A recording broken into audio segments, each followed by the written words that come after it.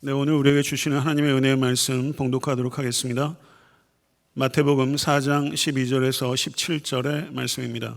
예수께서 요한이 잡혔음을 들으시고 갈릴리로 물러가셨다가 나사렛을 떠나 스불론과 납달리 지경 해변에 있는 가버나움에 가서 사시니 이는 선지자 이사야를 통하여 하신 말씀을 이루려 하심이라. 일러스되 스불론 땅과 납달리 땅과 요단강 저편 해변길과 이방의 갈릴리여, 흑암에 앉은 백성이 큰 빛을 보았고 사망의 땅과 그늘에 앉은 자들에게 빛이 비추었도다 하였느니라. 이때부터 예수께서 비로소 전파에 이르시되 회개하라, 천국이 가까웠느니라 하시더라. 아멘. 마태복음 1장 1절에서 4장 11절까지는 예수님의 탄생과 어린 시절 그리고 공생의 준비로서 예수님의 세례와 광야의 시험 등을 담고 있었습니다.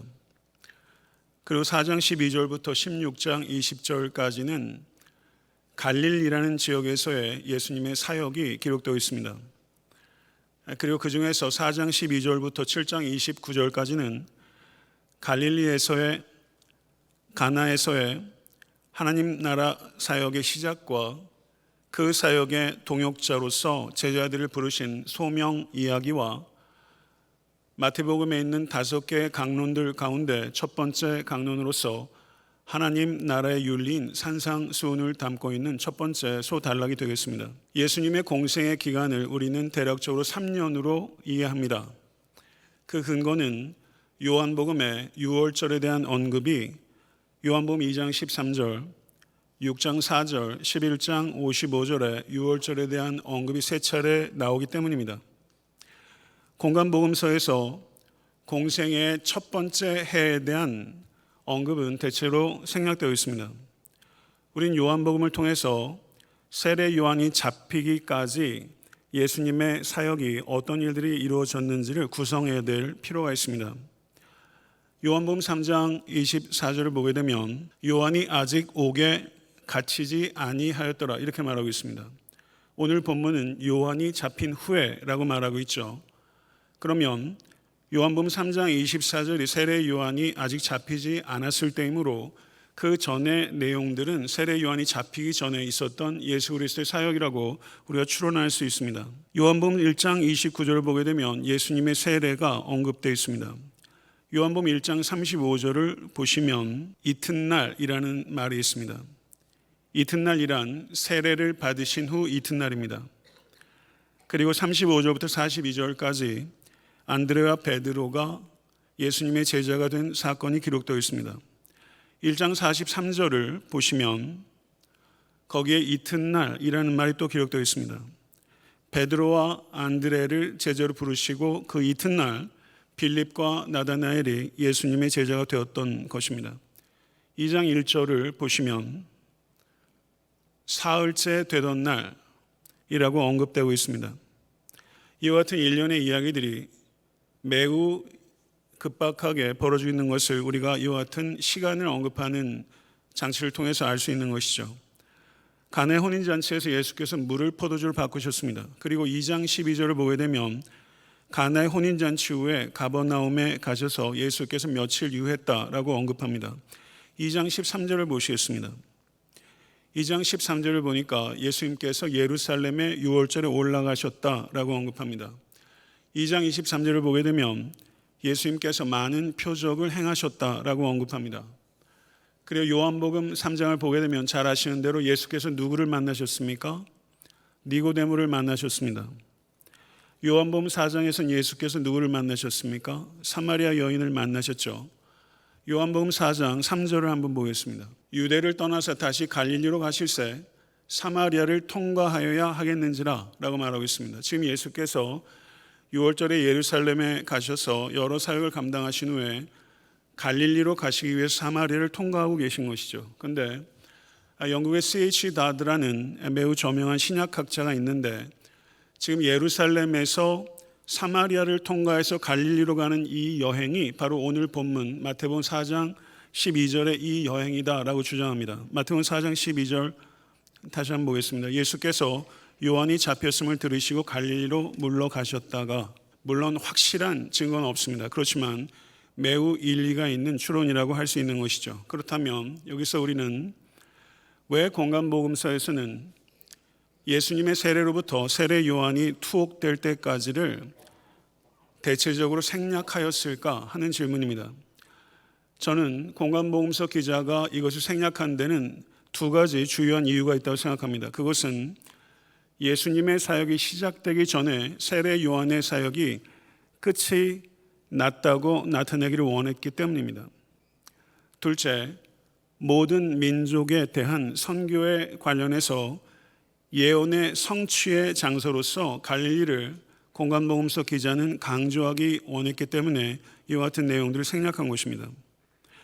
마태복음 4장 12절과 13절 제가 다시 한번 읽겠습니다. 예수께서 요한이 잡혔음을 들으시고 갈릴리로 물러가셨다가 나사렛을 떠나 스불론과 납달리 지경 해변에 있는 가버나움에 가서 사시니라고 언급하고 있습니다.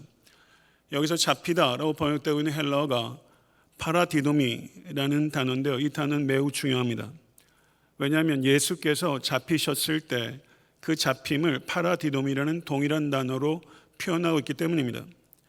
마태복음 17장 22절, 20장 18절, 로마서 4장 25절, 8장 32절, 고린도전서 11장 23절, 이와 같은 용례들을 한번 집에 가서 살펴보세요. 여기에 잡히다, 넘긴 바 되었다, 이 단어가 모두 파라디돔이란 단어입니다. 그러면 성경 기자인 마태는 요한이 잡혔음을 들으시고 했을 때 요한의 잡힘을 통해서 예수 그리스도의 잡힘을 예견케 하기 위해서 이 단어를 매우 의도적으로 선택했다고 우리는 말할 수 있는 것입니다. 세례 요한이 잡힌 것은 예수님 사역에 있어서 중대한 전환점이었습니다. 병행 본문인 누가복음 4장 14절을 보겠습니다. 예수께서 성령의 능력으로 갈릴리에 돌아가시니 그 소문이 사방에 퍼졌고 라고 말하고 있습니다. 누가복음은 예수께서 지금 갈릴리에 가셔서 가버나움에 사신 것이 성령의 능력으로 된 것이다 라고 말하고 있는 것입니다. 예수님께서는 분명히 세례 요한이 잡혔다는 소식을 통해서 사역의 거점을 갈릴리로 옮기라는 하나님의 명확한 뜻이라고 분명히 생각하셨던 것입니다. 근데 여기서 또 하나 주의 있게 살펴야 되는 것은 갈릴리로 물러가셨다가 라는 이야기입니다. 아나코레오라는 단어인데요. 이 단어가 헤롯을 피해서 예수께서 애굽으로 가실 때 이 단어가 사용됩니다. 그렇다면 세례 요한이 잡혀서 지하 감옥에 갇혔다는 이야기를 들으시고 예수께서 헤롯의 위협을 느끼시고 그로부터 도피하셨다 이렇게 주장할 수 있겠죠. 그런 학자들이 실제 있습니다. 그런데 좀 더 생각해야 될 필요가 있습니다. 갈릴리 지역 전체가 헤롯 안티파스의 통치 지역이었고 헤롯이 수도로 정하고 있는 거점이 디베리우스라는 도시인데 이 디베리우스로부터 가버나움까지의 거리가 불과 8마일 반밖에 떨어져 있지 않습니다. 그러므로 우리는 이 아나코레오라는 단어만을 가지고 예수께서 헤롯으로부터 도피하셨다라고 해석하는 것은 비약이라는 것입니다. 지금 예수께서 갈릴리로 들어가셔서 가버나움에 거하신 것은 헤롯의 위협으로부터 도피하려는 것이 아니라 헤롯에 도전하는 것입니다. 예수님께서는 즉각적으로 세례 요한의 빈자리를 담대하게 채우셨던 것입니다. 14절에서 16절의 말씀을 읽겠습니다. 이는 선지자 이사야를 통하여 하신 말씀을 이루려 하심이라. 일러스되 스불론 땅과 납달리 땅과 요단강 저편 해변길과 이방의 갈릴리여 흑암에 앉은 백성이 큰 빛을 보았고 사망의 땅과 그늘에 앉은 자들에게 빛이 비추었도다. 아멘. 마태복음에서 말씀을 이루려 하심이라 라는 전형적인 표현이 10번 나옵니다. 그런데 오늘 본문이 바로 5번째입니다. 성도 여러분, 여기에서 인용되고 있는 구약성경은 이사야서 9장 1절에서 2절입니다. 예수께서 갈릴리에 오셔서 가버나움에 사시면서 사역하신 것이 구약성경의 말씀의 성취라는 것입니다. 믿으십니까? 마태복음에는 이렇게 예수님의 동선에 대해서 매우 민감합니다. 이것을 한 학자는 예수님의 지리학이라고 이렇게 표현을 했는데요. 저는 이것을 우리가 깊이 생각해야 될 필요가 있다고 믿습니다. 미가서 5장 2절의 성취로서 예수께서 베들레헴에 나셨습니다. 호세아서 11장 1절의 성취로서 애굽으로 피신하셨다가 귀환하셨습니다. 이사야서 11장 1절의 성취로서 예수께서 나사렛에서 자라셨습니다. 그리고 이사야서 9장 1절과 2절의 성취로서 예수께서 갈릴리에 거하신 것입니다. 믿으십니까? 예수님은 거처를 정하실 때도 말씀의 성취라는 명확한 의식이 있으셨고 그것에 순종하셨던 것입니다. 스불론과 납달리 지역은 지도를 보시면 북이스라엘에 위치하고 있고 북이스라엘의 대표하는 지역입니다. 아수르가 북이스라엘을 공격할 때 제일 첫 번째 타겟이 바로 스불론과 납달리 지역입니다. 왜냐하면 이 두 지역이 풍부한 농경 지대일 뿐만 아니라 메소포타미아와 애굽을 잇는 주요한 무역 통로인 해변길이 지나는 곳이었기 때문입니다. 열왕기하 15장 29절을 보게 되면 아수르에 의해서 처음 점령된 지역이 갈릴리, 특별히 스불론과 납달리 지파의 땅이었다는 것을 알 수 있습니다. 주전 2세기경에 하스모니안 왕조가 세워지기 전 주전 2세기부터 약 500년에 걸쳐서 갈릴리는 이방인들의 지배를 받아왔습니다. 갈릴리에서는 헬라어가 광범위하게 사용되었고 이방의 관습들과 비유대인의 영향력이 막대했던 것이 바로 갈릴리 지역입니다. 그래서 이 갈릴리 사람들을 남부의 전형적인 유대인들은 멸시하고 그들을 이방의 갈릴리라고 조롱했던 것입니다. 이 이방의 갈릴리에 큰 빛이신 예수께서 나타나신 것입니다. 이 갈릴리는 길이가 약 80km, 폭이 한 40km 정도 되는 크지 않은 지역입니다. 이스라엘을 가보신 분들은 갈릴리를 연상하실 수 있을 것입니다. 근데 예수님 당시에도 이 갈릴리는 인구가 매우 밀집했다고 합니다. 그래서 1세기의 유대 역사가인 조세푸스에 의하면 당시 갈릴리 지역에 약 204개의 마을이 있었고 그 마을들 중 인구가 15,000명 이하인 마을은 없었다라는 기록이 남아 있습니다. 어저께 계산해 보니까 갈릴리 지역에 300만이 넘는 사람이 살더라고요. 이 요세푸스의 이야기가 얼마나 실증적인 사료인지는 모르겠습니다만은 요세푸스가 강조하는 것은 갈릴리 지역이 매우 인구가 밀집된 지역이라는 것은 분명한 것입니다. 갈릴리 사람들은 본성적으로 변화에 민감하고 변화를 지향하는 사람들이었고 개혁을 좋아하고 언제든지 폭동을 선동하고 선동될 수도 있는 기질을 갖고 있던 사람들이었습니다. 그래서 갈릴리 사람들은 매우 거칠고 용맹했고 그래서 하나님의 나라의 복음이 선포되고 그 복음의 모판으로서 매우 적절한 지역이 바로 갈릴리라는 것입니다. 갈릴리에서 이 가버나움은 거점 도시입니다. 예수님의 제2의 고향이라고 말할 수 있는 도시가 바로 가버나움입니다. 이 가버나움의 뜻이 나훔의 집이라는 뜻입니다. 마태복음 11장 20절에서 24절을 보게 되면 고라신과 벳세다와 가버나움에서 예수께서 가장 많은 기적을 베풀었다고 언급합니다. 고라신과 벳세다와 가버나움, 말하자면 복음의 삼각주라고 말할 수 있는 이 세 개의 거점 도시에서 이 가버나움이 정중앙에 위치하고 있습니다. 가버나움은 갈릴리 호수의 최북단에 위치하며 어업이 번성했고 사람들의 빈번한 왕래가 있었기 때문에 세관이 가버나움에 있었고 가버나움 한복판에 가버나움 회당이 있습니다. 저도 2차례 방문한 적이 있습니다. 가버나움 회당은 지금 잔해만 남아있지만 그 탁월한 양식이 어땠을지를 짐작하기 충분합니다. 갈릴리 유역에 많은 회당들이 있었지만 그 중에서 가장 탁월한 건축이 이 가버나움 회당입니다. 그렇기 때문에 가버나움은 나사렛보다 복음에 대한 수용성이 훨씬 있었기 때문에 예수님께서는 복음을 선포하기 위한 전략적 장소로 이 가버나움을 택하신 것은 매우 적절하다고 할 수 있을 것입니다. 그러나 종교적 중심지는 갈릴리가 아니라 예루살렘입니다. 예루살렘에 멀리 떨어진 이 갈릴리에 있는 사람, 이방의 갈릴리인들은 흑암에 앉아있던 백성입니다. 근데 흑암에 앉아있던 백성들인 이 갈릴리 사람들에게 큰 빛이신 예수께서 나타내셔서 자신을 보이신 것입니다.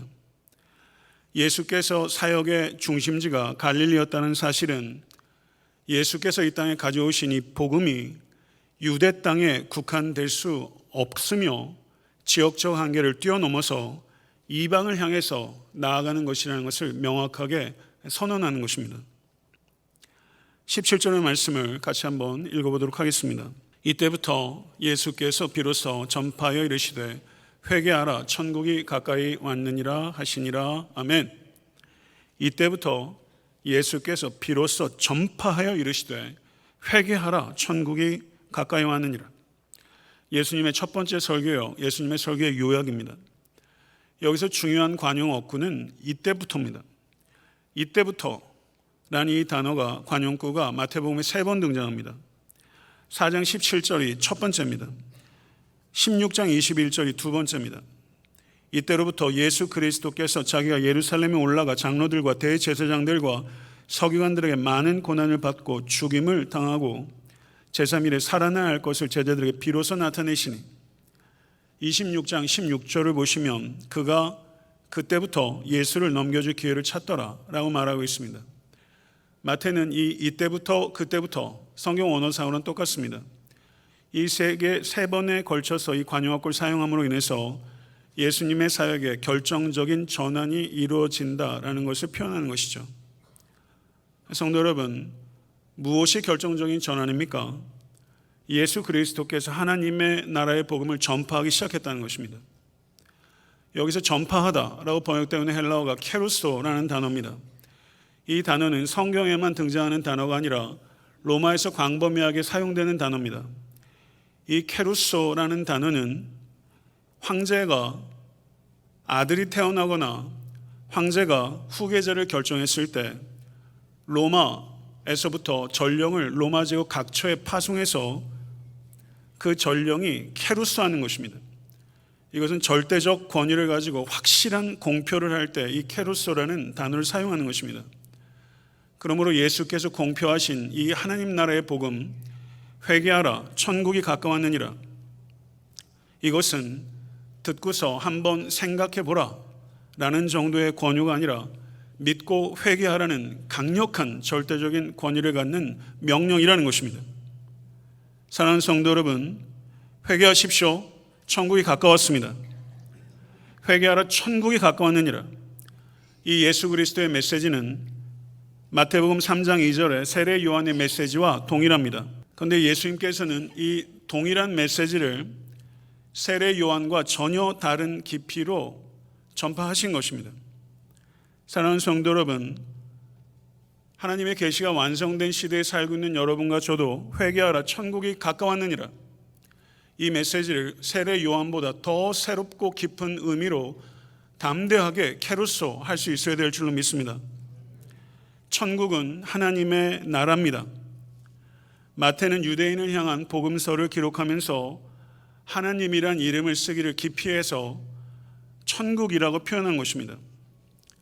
다른 복음서에서는 천국이란 말 대신에 하나님의 나라라는 표현을 사용합니다. 예수님의 설교의 주제는 하나님의 나라였습니다.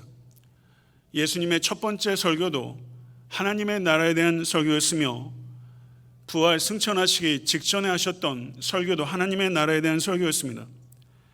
사도행전 28장 30절 31절을 보게 되면 사도들의 설교의 주제도 하나님의 나라였습니다. 이 강단에서 설교의 주제도 하나님의 나라여야 한다는 것입니다. 그리스도인들인 여러분의 선포의 주제도 하나님의 나라여야 한다는 것입니다. 이것은 위대한 주제입니다. 사랑하는 성도 여러분, 예수 그리스도께서는 이 세상 나라를 정복하기 위해서 오신 것이 아니라 이 세상 한가운데 하나님의 나라를 세우기 위해서 오신 것입니다. 하나님의 나라는 이 세상에 있지만 이 세상에 속하지 않은 나라입니다. 이 나라는 신비한 나라입니다. 이 나라는 지리적 영역을 나타내는 것이 아니라 하나님의 주권적 통치 아래 있는 나라, 그곳이 하나님의 나라인 것입니다. 이전에 속하였던 세상 시민권을 버리고 이제는 우리가 하나님 나라는 새로운 시민권을 갖게 됐다는 것을 선언하는 것입니다. 우리의 소속이 바뀐 것입니다. 우리는 세상법에 우선하여 하나님 나라법에 순종하기로 선포한 그리스도인입니다. 믿으십니까? 나라가 임하옵시며 라고 주님께서 가르치신 것은 이 나라가 아직 완전히 임하지 않았다는 것을 전제하는 것입니다. 하나님의 나라는 2000년 전에 이미 임하였고, 그리고 우리 주 예수 그리스도께서 다시 재림하실 때 완성될 나라입니다. 이미 임한 나라와 완성될 나라, 이 두 개의 시점 사이를 살아가고 있다는 것을 의식하면서 깨어서 살아가는 것이 바로 종말신앙입니다. 성도의 신앙은 종말신앙이며 성도의 윤리는 종말윤리인 것입니다. 하나님의 나라가 완성될 것입니다. 믿으십니까? 이 땅의 교회는 완성될 하나님의 나라의 모형으로 존재하는 것입니다.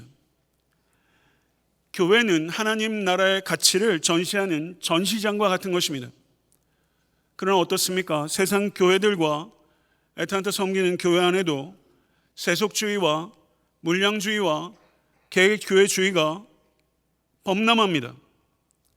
우리 애타한테 섬기는 교회는 세상 나라의 가치와 단호하게 단절하고 거룩한 하나님의 나라의 모습이 드러나도록 기도하고 하나님의 나라의 온전한 도래를 끊임없이 기다리며 이 나라의 확장을 위해서 한없이 기여해야 합니다. 믿으십니까?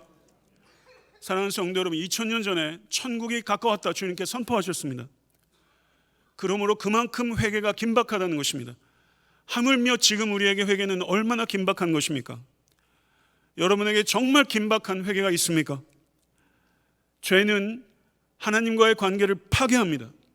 하나님의 법을 깨뜨리고 하나님의 계획을 방해하고 인간과 인간 사이에 맺을 수 있는, 인간과 자연 사이의 관계에 맺을 수 있는 아름다운 관계들을 죄는 깨뜨립니다. 이 죄를 미워하실 수 있는 우리가 될 수 있게 간절히 축원합니다. 자기의 죄를 숨기는 자는 형통하지 못하나 죄를 자복하고 버리는 자는 불쌍히 여김을 받으리라. 믿으십니까? 죄를 숨길 수 없습니다. 내가 입을 열지 아니할 때 종일 신음함으로 내 뼈가 쇠하였도다. 고백하지 않는 죄는 영혼의 건강뿐만 아니라 육체의 건강도 반드시 해칩니다. 죄를 고백하십시다. 죄를 고백하는 것은 하나님께서 모르시는 죄를 알려드리는 것이 아니라 하나님께서 이미 알고 계신 나의 죄를 하나님 앞에서 인정하고 그 죄를 아파하며 그 죄를 떠나기로 결단하는 것입니다. 사랑하는 성도 여러분, 회개는 두 가지가 있습니다. 구원을 얻기 위한 일회적인 회개와 성화를 이루기 위한 반복적인 회개가 있습니다. 구원을 얻기 위한 최초의 회개는 하나님과 죄인 사이에 단절된 관계를 회복시킵니다. 구원 얻은 자가 성화를 얻기 위한 회개는 하나님과의 친밀한 관계를 회복시키고 유지하는 것입니다. 다윗은 시편 51편 5절에서 내가 죄악 중에 출생하였으며 모친이 죄 중에 나를 잉태하였나이다 라고 고백하면서 죄에 대해서 아파하는 것을 넘어서서 자신의 존재를 아파하는 것입니다. 죄인됨을 통회하는 것입니다. 사랑하는 성도 여러분, 우리는 죄를 짓기 때문에 죄인이 아니라 죄인이기 때문에 죄를 짓는 것입니다. 회개의 본질은 자신으로부터 방향을 전환해서 하나님께로 방향을 잡는 것입니다. 겸손은 자기 인식에서 파생하며 교만은 자기 무지에서 파생합니다. 회개는 겸손을 유지할 수 있는 유일한 운동입니다. 회개라는 규칙적이고 유일한 운동을 통해서 겸손을 유지하시고 더욱더 겸손해지는 여러분과 제가 될 수 있게 되기를 간절히 축원합니다. 사랑하는 성도 여러분, 대충 회개해서는 안 됩니다. 대충 회개하면 양심을 깨우는 것이 아니라 양심을 잠재우기 때문입니다. 죄가 우리들의 마음에서 나오는 것처럼 회개도 우리의 마음에서 나와야 합니다. 종교개혁자 마틴 루터가 1517년에 비텐베르크의 성당 정문에 용기 있게 95개조 반박문을 로마 가톨릭을 향해서 붙였습니다. 이 사실은 알아도 95개조 반박문의 내용을 아시는 분은 많지 않을 텐데요. 이 마틴 루터가 붙였던 95개조 반박문 가운데 첫 번째 반박문이 이것입니다. 경청하시기 바랍니다. 우리의 주님이시며 만유의 주인이신 예수 그리스도께서 회개하라고 선포하셨는데 이 표현은 신자의 삶 전체가 회개하는 삶이어야 한다는 것을 뜻합니다. 이것이 종교개혁의 첫 번째 조항이에요. 신자의 삶 전체가 회개하는 삶이 되어야 한다. 이것이 종교개혁 정신이라는 것입니다. 사랑하는 성도 여러분, 예수님을 주와 그리스도로 진실로 영접하셨습니까? 아멘. 그렇다면 여러분과 저의 행위로서가 아니라 예수 그리스도의 은혜의 한 행위로 말미암아 우리는 천국에 들어가게 될 것입니다. 천국 문에 도달하는 순간까지 지속적이고 깊은 회개의 사람이 되는 놀라운 축복을 경험하는 모든 권속되실 수 있게 되기를 간절히 축원합니다. 말씀을 맺겠습니다. 말씀의 성취가 되시기 위해서 순종하신 우리 주 예수 그리스도처럼 여러분과 저도 한 걸음 한 걸음 말씀의 증거가 되도록 삶을 이끌어 나가야 합니다.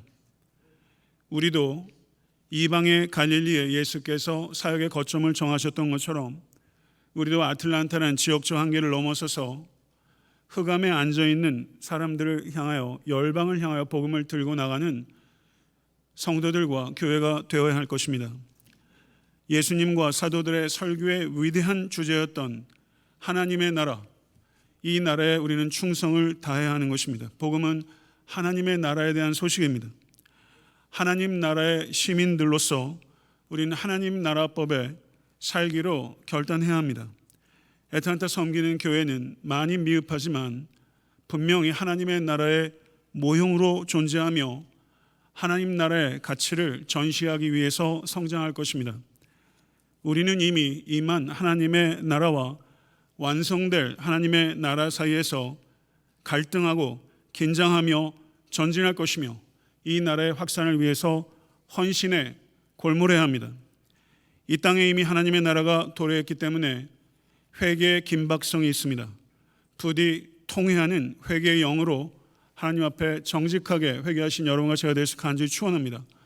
그래서 거룩한 삶을 이루십시다.